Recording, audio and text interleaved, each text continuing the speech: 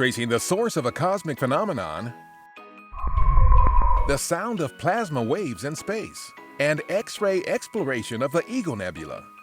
A few of the stories to tell you about this week at NASA.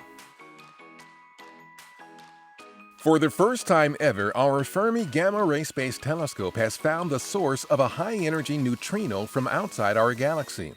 High-energy neutrinos are hard-to-catch particles that are believed to be created by the most powerful events in the cosmos, like galaxy mergers and material falling onto supermassive black holes. Fermi traced this neutrino back to a blast of gamma-ray light from a distant supermassive black hole in the constellation Orion.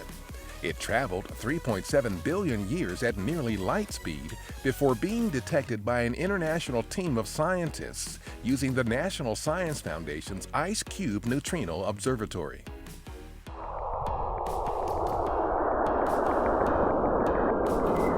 That's the sound of plasma waves moving between Saturn and its moon Enceladus. During its final orbits around the planet, our Cassini spacecraft observed for the first time that the plasma waves travel on magnetic field lines that are like an electrical circuit connecting Saturn and Enceladus.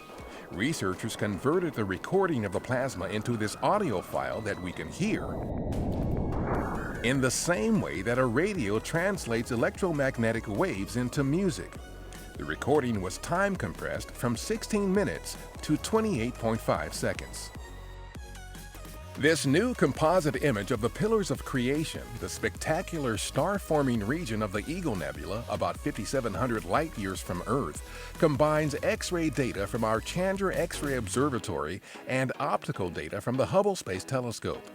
Chandra's unique ability to resolve and locate X-ray sources made it possible to identify hundreds of very young stars, and those still in the process of forming, known as protostars.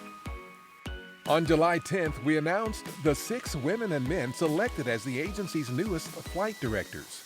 After extensive training, the new flight directors will oversee a variety of human missions involving the International Space Station, including flights on American-made commercial crew spacecraft, as well as missions to the Moon and beyond with our Orion spacecraft.